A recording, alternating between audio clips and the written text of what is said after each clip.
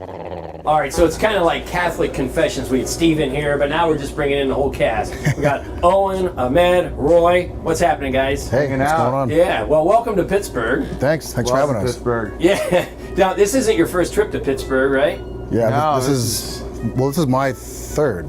This is probably my fifth. All right. We counting comedy or just like when I come here to bang chicks? I guess they both tally up at this point. Night This moves. is about my 14th. Hey, how many times have you thrown up on a Primanti sandwich? Never. You know what? Not on the Primantis, but the liquor I put in my belly before the Primantis, that's what I think attributed I to had a the Primanti vomiting. for breakfast today. Yeah, no all of kidding. us. DVE, they brought him Primantis in. Yeah, bacon and egg, pigs fly. Yeah, it was good stuff. We landed last night at like 12:30 or something like that, and Steve wanted to go right to Primanti. But he has a Korean metabolism, and I don't. Right. So I have to really watch out for that. One thing I've noticed about Pittsburgh that I never realized, you guys have a lot of bunnies, Bunnies. and they're fearless. Really? I'm like think I've ever jogging by the river today. I was Instagramming pictures because they're almost like squirrels in Manhattan, where the bunnies will just sit there like thugs, like they don't care. Like So you usually saying they they're run black away. rabbits? Is that what you're saying? They're what? It's a black rabbit? Is that what you're saying? Yeah, they're just kind of sitting there like, what's up? So I'm saying, what gave you the appearance that this rabbit was a thug and not a suburban bunny? Because he didn't Suburban run. Money Fur? would have scattered. Fur? Suburban Muddy would have scattered. This one You sweated. know what I'm saying, Roy? I think you're Don't make racist. this a racial issue, You're Roy. racist against rodents. You always have I said been. thug, not black, but if you want me to, I will say it. Was They're- Why am I Bunny caught too? in the middle of this race war? Because you're North African, which makes you a little bit of both of us. Who has the craziest story of starting in comedy? Like, you know, I know everybody has those stories, but what's one that just... You probably have. Anybody top getting arrested? Yeah, That's a good one. Heckler at a Renaissance Fair. Yeah, that is how you got started. Yeah, What's it's that? like, Heckler at a Renaissance Fair. I was in the stocks in high school. It was my job. People would throw tomatoes in my face and I'd make fun of them. And that's how I got the bug. No the comedy kidding. bug, and I loved it. People always want to fight comedians for some reason. At least in Hollywood, but I don't know what it's like in Fight? New York. Really? Like if you say something what people might deem inappropriate, there's always a guy in the audience who wants to pick a fight with the comic, and we're just like, hey man, it's a joke, Right. You know? And then they go, oh, my mom had whatever. It's like, okay, you have issues, go see a therapist. Yeah, and Like I can't tell how many times I've been outside of a comedy club, and somebody will approach me and want to pick a fight.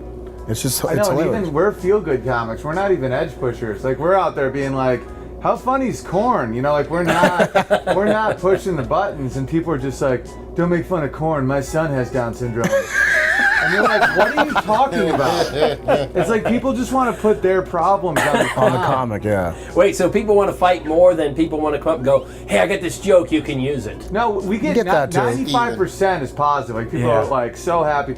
But even when you're doing 5%, that's still higher than norm. Yeah. Like when 1 out of 20 people are looking at you like they want to fight you, it's kind of intense. That's why Steve made sure to cast the whole show is over 6 feet tall, so we kind of roll hard. So we can protect him. He's the shortest out of all of us. Steve is like 6 even. He's a measly 6 foot. Yeah, 6'7", 6'2", 6'1". yeah.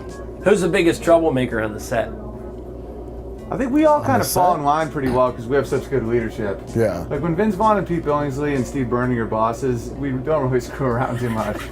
We just kind of want to make Papa Bear I happy. had a bunch of prank ideas that I wanted to do, but then you don't know how the prank is going to affect the rest of the day.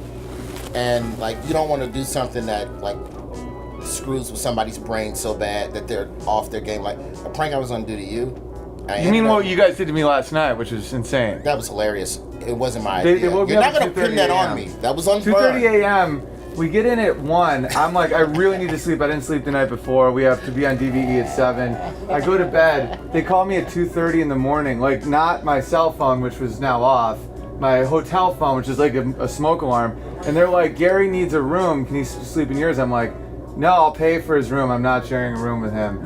And it just kept escalating until I had to go out into the lobby. And then they're just like, just kidding. I'm like, no, I won't be able to think tomorrow. Like, that's not a fun prank. Anyway, what was your prank you're talking We've about? done stuff on set, like Owen and I. I'm sure he knows how to park, but there's moments where he chooses That's a fun to prank. not exhibit it. Right. And so he's a little over into my space. He's got a wide car. I've got a wide car. There's only like 4 inches of space. So one day I parked my car, literally, and I'm not exaggerating. It was literally this close to one another. It was The a quarter paint inch wasn't away. touching. It took How me did you 20, do that, it by took the me way? 20 minutes. It took me 20 minutes, and I crawled out the back of the hatchback. And then we kept escalating until we would just start taking each other's spots. But see, that was like a fun prank. Yeah. Taking away a man's sleep, not as fun. And Steve said you guys, the bar is kind of like a real bar after the show, after the Yeah. Yeah, when we wrap, our prop and art department will actually tap the beer kegs with real beer, and we'll smoke cigars and just hang out on set, and the cast and the crew come down, and the jukebox works, and the pool table and the dartboard. We're all like hanging out as if it's a real Good bar. for morale. Yeah. Because it doesn't matter if someone's in the back operating a mic, or if it's Dan and Lori, everyone just hangs. And I think that's good for everybody. We used to go way bigger first season, but then we got a note from Warner Brothers saying we had to calm it down because we would start putting videos online of us like Crashing golf carts. Well, we didn't crash the golf cart. You can't just say it like that. We seem like drunks. It was golf cart bowling. It's a game. Oh. Okay, Yeah, I've it seen was that. Set up chairs, organized. folded But chairs. Warner Brothers, they're great to work with. I'm not knocking them, but all studios are almost like banks more than they are art colonies. Like when you think of Warner Brothers, you think, wow, they made Batman. It's like, no, they financed Batman. So they're like trying to minimize risks. And when you got idiots like us, they're like, guys, no more golf cart bowling. This is like a bank for movies and We were television. playing tackle football in the street on the lot one day, which apparently is frowned upon as well. Apparently that infringes upon cars and stuff driving by. Oh yeah, we did Whatever. we hit another show's cart with a Golf football. cart. That guy was. No, but we were wrong. I mean, I'm starting to realize that we were creating a pretty hostile You get environment. mature. I don't like this. We gotta raise hell again, man. Come on. Hey, you guys are like all season together. Now you're like on a comedy tour together. Does anybody get mad or pissed off? We handle it well. Like we can yell at each other. No one holds a grudge. Every once in a while, we get under each other's skin, but we're like it's like a four-headed monster. We have something this year. One body with 4 heads. It's just I got a cruising mortgage through. now, by the way, Roy. So yeah, I'm gonna start taking it easy. The way the tour is set up this year, we have some logistics that we've never done before. We have a 23-day run. We've never had, we've usually at the most 10 to 12, and you get a day off to go home and punch a wall and cool off before you reconvene.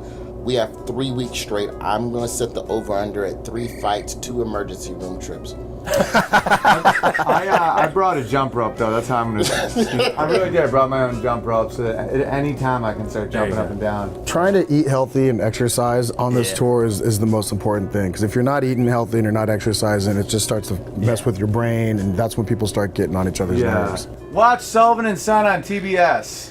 Tuesday nights, 10 p.m., 9 Central. You better watch it. Jagoffs.